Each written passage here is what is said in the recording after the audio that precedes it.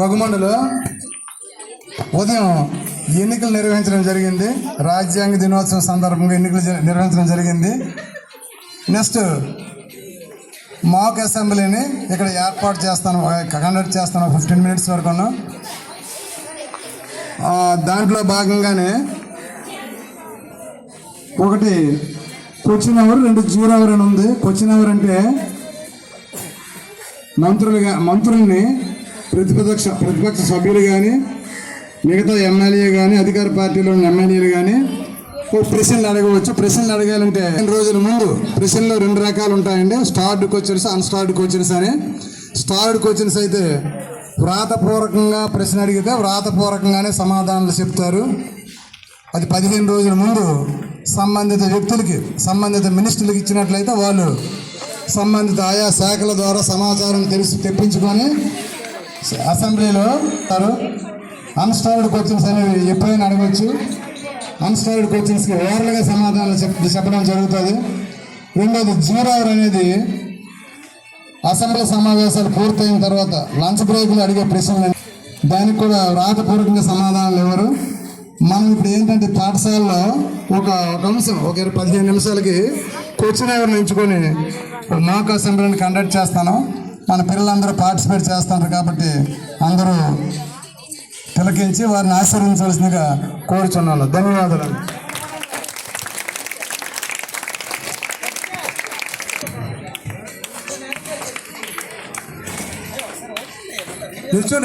నిల్చోండి అమ్మా.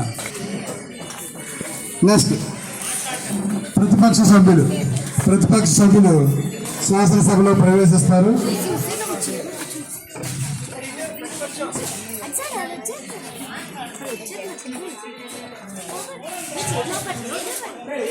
వీళ్ళు ఆశీనులైన తర్వాత అసెంబ్లీ స్పీకర్ శాసనసభలో ప్రవేశిస్తుంటారు.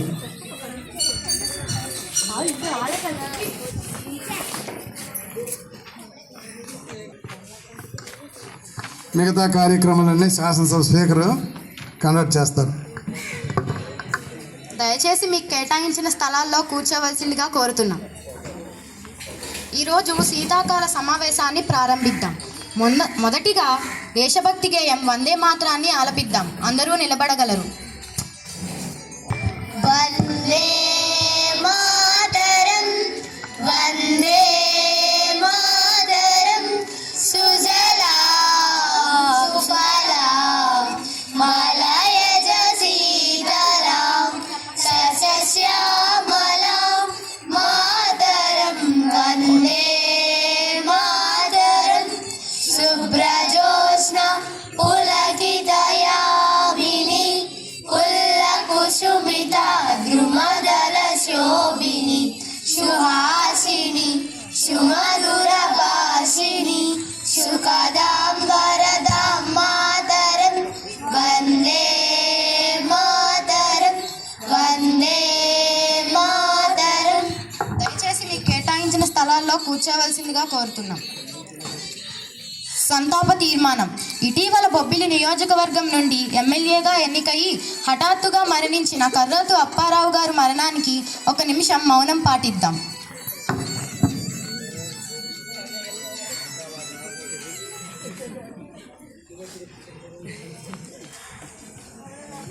దయచేసి కూర్చోవలసిందిగా కోరుతున్నాం. కర్రోతు అప్పారావు గారు 2 సార్లు ఎమ్మెల్యేగా పనిచేసి మంత్రి పదవిని చేపట్టారు. ఆయన గురించి వివరణ శాసనసభకు తెలియజేయవలసిందిగా గౌరవ ముఖ్యమంత్రి గారిని కోరుతున్నాను. బొబ్బిలి నియోజకవర్గం నుంచి కర్రోతు అప్పారావు గారు గెలుపొంది 2 సార్లు ఎమ్మెల్యేగా ఇటీవలి కాలంలో మంత్రి పదవిని అధిష్ఠించారు. ఈయన బొబ్బిలిలోనే ప్రాథమిక విద్య, హై స్కూల్ విద్య, కళాశాల విద్య పూర్తి చేసి ఆంధ్ర యూనివర్సిటీ, విశాఖపట్నం ఆంధ్ర విశ్వవిద్యాలయంలో BL, ML పూర్తి చేసి న్యాయమూర్తిగా ప్రాక్టీస్ చేసి రెవెన్యూ శాఖలో ప్రభుత్వ ఉద్యోగిగా చేరి రాజకీయం మీద ఆసక్తి వలన రాజకీయ రంగంలో ప్రవేశించారు. ఈయన రైతుల కోసం, కార్మికుల కోసం ఎంతో కృషి చేసి వారి అభివృద్ధికి పాటుపడ్డారు. ఈయన మన మధ్య లేకపోవడం చాలా బాధాకరం. నేను బొబ్బిలి నియోజకవర్గం నుండి ఉప ఎన్నికల్లో ఎమ్మెల్యేగా ఎన్నిక కాబడ్డాను. ఆంధ్ర రాష్ట్రానికి నిస్వార్థంగా నిబద్ధతతో ఉంటానని రాజ్యాంగాన్ని పరిరక్షిస్తూ ఆంధ్రప్రదేశ్ రాష్ట్ర ప్రజలకు నిజాయితీగా న్యాయంగా సేవ చేస్తానని అసెంబ్లీ సభ్యురాలిగా నాకు అప్పగించిన బాధ్యతలను సమర్థతతో నిర్వహిస్తానని ప్రమాణం చేస్తున్నాను. ఎన్నికల్లో ఎన్నికైన మల్లపురెడ్డి అమృత గారికి సభ తరపున అభినందనలు తెలియజేస్తున్నాను. కొత్తగా ఎన్నికైన మంత్రి మండలిని శాసనసభకు పరిచయం చేయవలసిందిగా కోరుతున్నాం.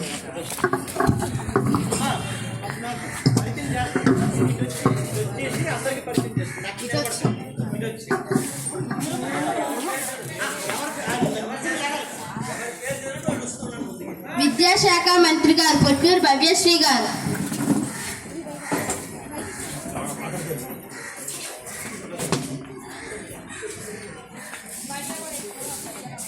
ఆరోగ్య శాఖ మంత్రి గారు బొగత హారిక గారు,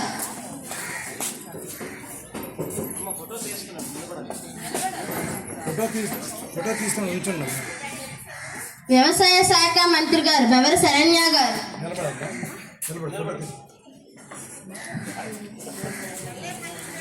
రహదారులు మరియు భవనాల శాఖ మంత్రి గారు రాజగిరి ప్రశాంత్ గారు,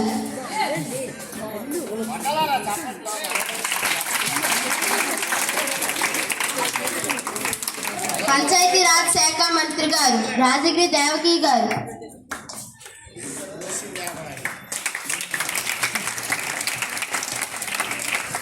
అబ్కారీ శాఖ మంత్రి గారు పిన్నింటి నాని గారు,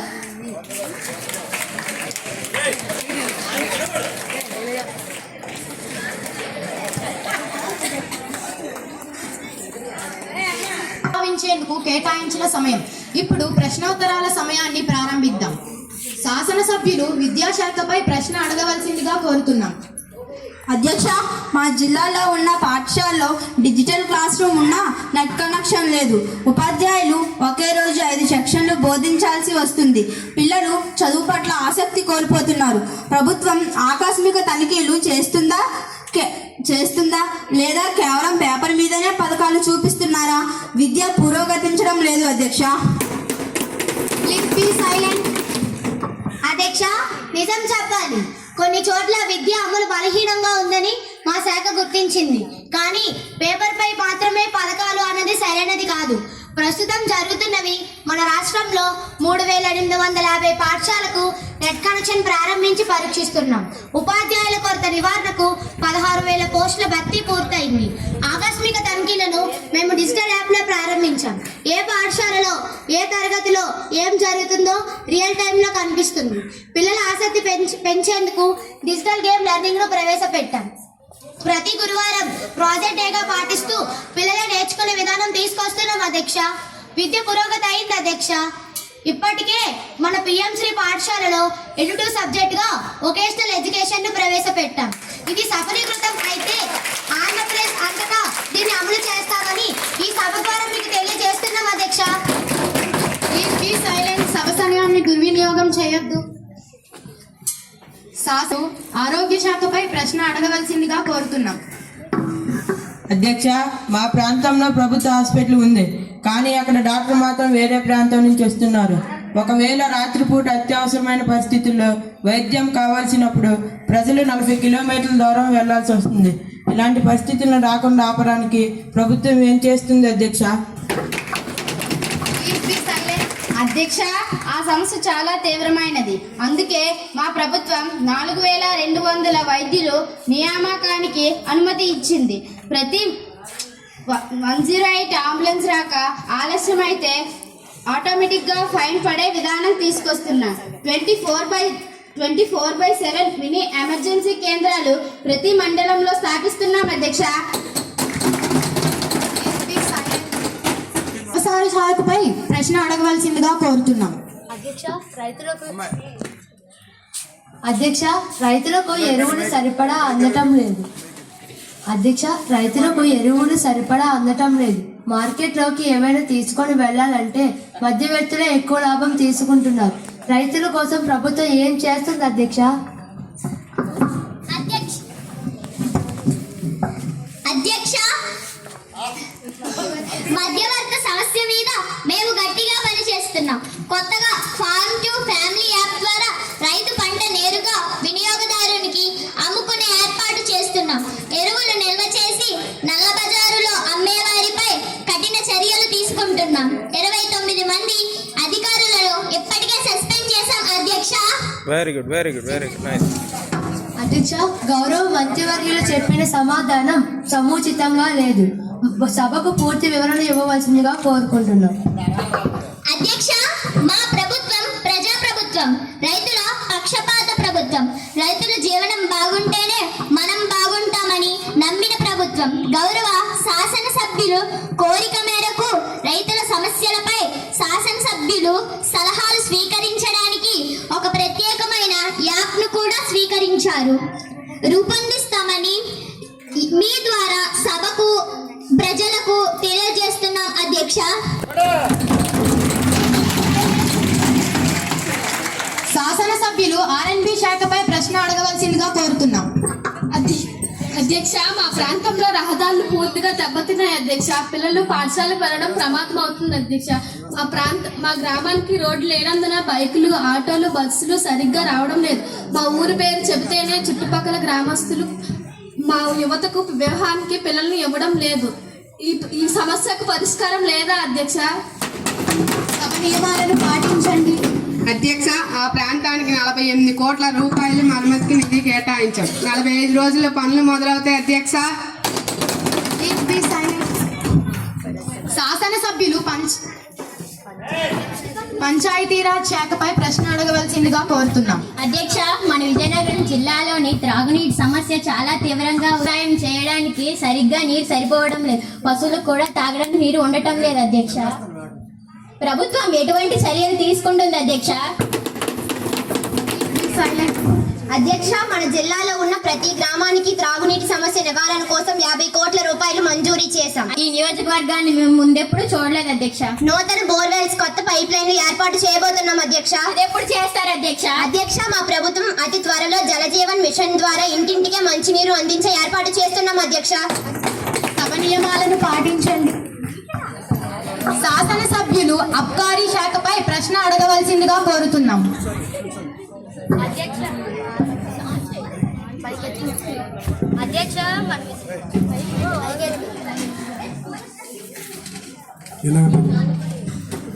అధ్యక్ష, మన విశాఖ జిల్లాలో గంజాయి స్మగ్లింగ్స్ అవుతున్నాయి. దానిపై మీ ప్రభుత్వం ఎటువంటి చర్యలు తీసుకుంటుంది? యువత చెడు అలవాట్లకు బానిసలు అవుతున్నారు అధ్యక్ష. సభలో ఫోన్ చూడకూడదు.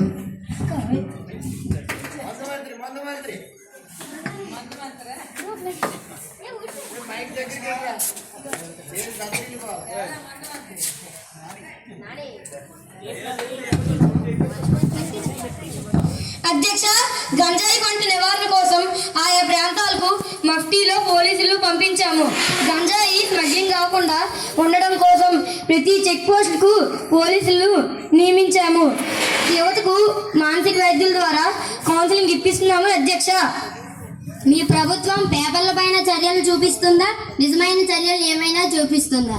అధ్యక్ష, మా ప్రజాప్రభుత్వం మత్తు పదార్థాల నుండి, గాంజాయి నుండి ప్రజలను రక్షించడానికి పాఠశాల విద్యార్థులకు అవగాహన కోసం ప్రతి పాఠశాలలో ఈగల్ క్లబ్బులను ఏర్పాటు చేస్తుంది అధ్యక్ష.